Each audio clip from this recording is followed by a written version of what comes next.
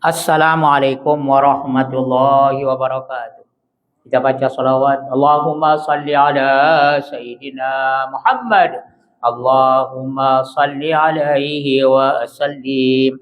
Allahumma salli ala Sayyidina Muhammad. Allahumma salli alaihi wa sallim. Allahumma salli ala Sayyidina Muhammad. Allahumma salli alaihi wa sallim. Allahumma salli ala Sayyidina Muhammad. Allahumma salli alaihi wa sallim. Allahumma salli ala Sayyidina Muhammad. Allahumma salli alaihi wa sallim. Allahumma salli ala Sayyidina Muhammad. Ya Rabbi salli alaihi wa sallim. Bismillah, alhamdulillah, wassalatu wassalamu ala rasulillah wa ala alihi wa sahbihi wa mawalah. Subhanaka la ilma lana illa ma 'allamtana innaka antal alimul hakim. Wa la haula wa la quwwata illa billahil aliyyil azim. Amma ba'd, muslimin dan muslimat yang dirahmati Allah Subhanahu wa taala. Malam ini malam yang ke-12. Masya-Allah. Tuan-tuan puan sekalian, bagaimana Al-Qurannya? Ya, adakah sudah baca juzuk yang ke-11? Sepatutnya tuan-tuan dan puan sekalian, ulama-ulama bagikan Al-Quran 30 juzuk, pada masa itu 30 bahagian. Ya, pada masa Nabi SAW tidak ada ini. Yang ada hanya nama surah. Surah saja. Surah Fatihah sampai Suratul Nas, 114 surah. Ulama-ulama untuk memudahkan kaum muslimin, ya membaca Al-Quran 1 kali 1 bulan, maka mereka bagikan Al-Quran 30 juzuk. Ya, maka setiap hari baca 1 juzuk. Kalau orang-orang Arab, mereka buat, Masya Allah, setiap solat itu mereka baca 4 muka surat. Karena Quran mushaf yang ditobak di Malik Fahad di Al-Madinatul Munawwarah, dia 20 muka surat 1 juzuk. Jadi kalau 5 waktu kali 4, 20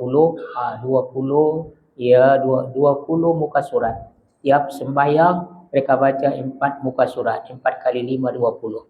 Maka sepatutnya kalau orang yang membaca 1 juzuk setiap 1 hari, maka pada malam ini sepatutnya untuk besok juzuk yang ke-12. Tuan-tuan puan sekalian, seorang alim besar Ibnul Jauzi rahmatullahi taala alaih, sepatutnya katanya kita khatamkan sekurang-kurangnya 1 kali dalam Ramadan. Kalau tidak, maka ditakutkan untuk bulan-bulan yang lain pun kita tidak boleh khatamkan. Pilihkan dikehendaki oleh Allah Subhanahu wa taala. Karena ini bulan Al-Quran. Kalau bulan Al-Quran, syahrul Ramadan alladzi unzila fihil Quran, tak khatam, maka bila lagi nak khatam?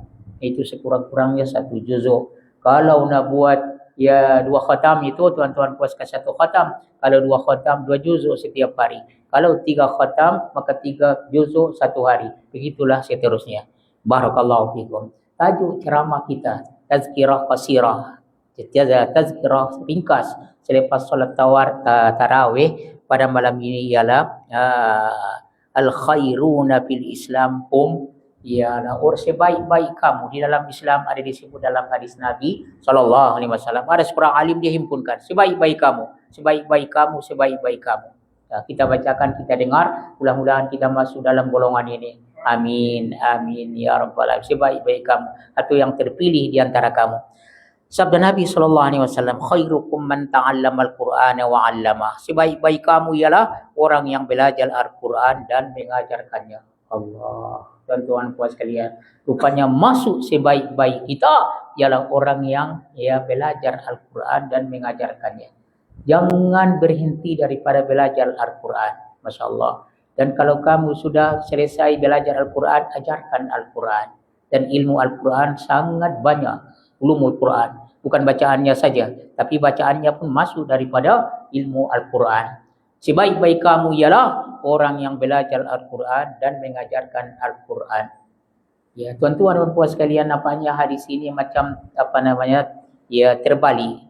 Ya, biasanya orang yang mengajar lebih mulia daripada orang yang belajar. Tapi dalam hadis sebaik-baik kamu orang yang belajar. Ya, Kalau kita mengajar, maka pelajar itu lebih dapat didahulukan Nabi SAW daripada orang yang mengajar. Sebenarnya bukan begitu. Biarpun kamu sudah menjadi guru Al-Quran, mengajar Al-Quran, maka terus belajar lagi. Maka belajar Al-Quran ini seumur hidup. Biarpun sudah jadi guru, masih lagi belajar lagi. Boleh tuan-tuan sekalian, jangan kita anggap remeh orang yang mengajar Al-Quran. Karena orang katanya, apa dia buat? Katanya mengajar Al-Quran saja. Sebenarnya mengajar Al-Quran itu ataupun belajar Al-Quran adalah sebaik-baik kamu sabda Rasulullah sallallahu alaihi wasallam. Tapi kita teruskan lagi. Ya, itu yang pertama. Yang kedua, khiyarukum ahsanukum akhlaqa. Kalau tadi khairukum, ini khiyarukum, yang terpilih di antara kamu. Lebih kuranglah. Yang terpilih di antara kamu yang paling baik akhlaknya. Oh, Masya Allah. Tuan-tuan puan sekalian, kita usahakan akhlak kita baik. Akhlak dengan Allah, akhlak dengan manusia, dan akhlak dengan diri kita sendiri. Tuan-tuan puan sekalian, ini perlu. Khiyarukum ahsanukum akhlaqa. Sebaik-baik atau yang dipilih di antara kamu ialah yang paling baik di antara kamu akhlaknya. Yang ketiga, khairukum ahsanukum qadaan inda raddil qardi. Dia kata sebaik-baik kamu ialah yang paling baik membayar hutangnya. Apabila dia berhutang, bayarlah hutang itu dengan sebaik mungkin. Ini tidak, dah berjanji nak bayar tapi dia tak bayar. Apabila dia bayar pun susahnya nak bayar. Maka masuk sebaik-baik kamu ialah orang yang berhutang dia bayar dengan baik. Khairukum ahsanukum qadaan inda raddil qardi. Sebaik-baik kamu ialah yang menunaikan atau membayar hutangnya itu ketika membayar hutangnya itu. Kita teruskan lagi yang keempat, khairukum mayurja khairuhu wa yu'ammanu syarruhu. Sebaik-baik kamu ialah yang diharapkan kebaikannya dan diamankan atau diselamatkan kita daripada kejahatan. Biarlah diharapkan kebaikan. Jangan ditakutkan dengan kejahatannya. Seterusnya yang kelima, khairukum li ahli. Sebaik-baik kamu ialah yang sebaik-baik dengan keluarganya. Ada orang, tuan-tuan puan sekalian, dengan semua orang dia baik, tetapi dengan keluarganya dia tidak baik. Sabda Nabi SAW, sebaik-baik kamu ialah yang sebaik-baik kamu dengan keluarganya. Wa ana khairul li ahli, dan aku adalah orang yang paling baik dengan keluargaku. Oleh kerana itu, kalau nak tengok atau nak contoh keluarga siapa yang dijadikan contoh atau yang paling baik, contohilah keluarga Rasulullah SAW. Khairukum li ahli. Sebaik-baik kamu ialah yang paling baik dengan keluarganya. Wa ana khairukum li ahli, dan aku adalah sebaik-baik dengan keluargaku. Seterusnya, khiyarukum fil jahiliyati khiyarukum fil Islam idza faqihu. Ya, sebaik-baik kamu atau yang terpilih kamu yang diterpilih di antara kamu pada masa jahiliyah. Kalau orang dimuliakan dia pada masa jahiliyah, dia dipilih juga pada Islam. Selepas dia memeluk Islam, jangan takut. Kalau kamu dimuliakan sewaktu kamu pada waktu jahiliyah sebelum memeluk agama Islam, kalau kamu memeluk Islam tapi dengan syarat kamu faham agama, kamu masih mulia lagi. Sabda Rasulullah sallallahu alaihi wasallam. Ya. Khairukum man at'amat ta'ama wa raddas salama. Yang ketujuh, sabda Nabi sallallahu alaihi wasallam, sebaik-baik kamu ialah yang beri makan dan menjawab salam atau mengucap salam. Masuk daripada sebaik-baik kita yang bagi makan. Khairukum man at'amat ta'ama, yang bagi makan dan kemudian dia yang menjawab salam. Yang ke-8, khiyarukum alyanukum manakibum fis salati. Sebaik-baik yang terpilih di antara kamu ialah yang paling lembut bahunya dalam sembahyang. Tuan-tuan puan sekalian, ini yafsaku lima yadkhulu fis shaf. Kalau kita sudah masuk dalam shaf, kemudian ada yang kosong lagi, datang orang masuk, maka jangan keraskan lengan kamu, tapi lembutkan biar dia masuk. Oh, Masya Allah. Ini ada dalam hadis Rasulullah SAW. Kasihan tuan-tuan imam kita. Ya, rapatkan, luruskan, katanya. Allah, susahnya orang nak rapatkan shaf itu. Jadi kalau ada orang masuk dalam shop kita lembutkan. Biar dia senang masuk itu. Barakallahu fikum ya. Sabda Nabi sallallahu alaihi wasallam, sebaik-baik kamu, masuk sebaik-baik kamu ialah orang yang melembutkan bahunya di dalam sembahyang. Maksudnya apabila masuk orang lain di dalam saf, maka dia lembutkan badannya supaya orang itu masuk dengan senang. Oh Masya Allah. Sampai itu pun ada dalam hadis Rasulullah sallallahu alaihi wasallam. Yang kesembilan, ya khiyarukum alladzina idza ru'u dzukirallahu. Sebaik dan pilihan di antara kamu ialah orang apabila kita melihat dia teringat Allah Subhanahu wa taala. Masyaallah, dengan keadaannya yang begitu, apabila kita tengok dia, ya Allah, kita kata ya ini hamba Allah yang saleh, boleh menjadikan kita mengingat Allah Subhanahu wa taala. Masya-Allah, orang-orang alim itu kan apabila kita tengok dia, ya Allah, ya nampaknya boleh menjadikan kita mengingat Allah Subhanahu wa taala. Saya ulang balik, ya sabda Nabi sallallahu alaihi wasallam, khiyarukum alladzina idza ru'u dzukirallahu. Sebab masuk daripada orang yang dipilih di antara kamu, orang apabila dilihat mereka, maka kita teringat mengingat Allah Subhanahu wa taala. Yang ke-10, khairun nasi man tala umruh wa hasuna amalu. Sebaik-baik manusia ialah orang yang panjang umurnya dan baik amalnya. Oh, masya-Allah. Mudah-mudahan kita masuk dalam golongan ini.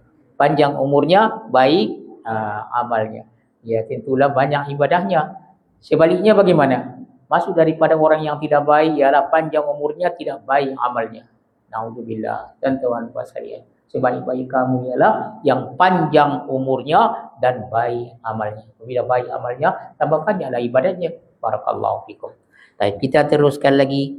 Ya, seterusnya sabda Nabi sallallahu alaihi wasallam, khairun nasi anfa'uhum linnas. Sebaik-baik manusia ialah paling banyak memberi manfaat kepada manusia.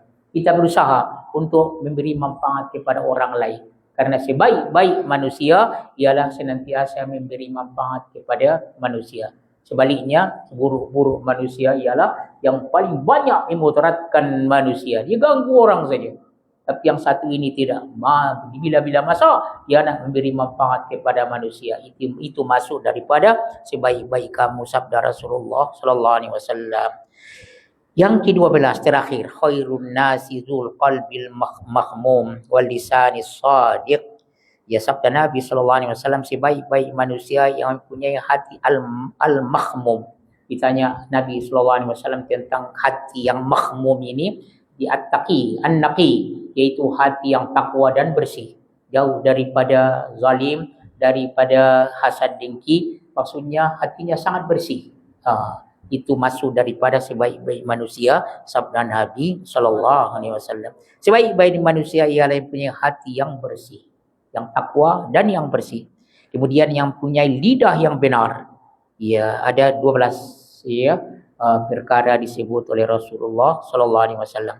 Ja'alani wa iyyakum minhum, ya khairuna fid dunya wa muna'amuna fil akhirah. Allah jadikan aku dan kamu semua, kita semualah sebaik-baik ya orang di dunia ini dan mendapat nikmat di akhirat nanti. Kamu kata amin.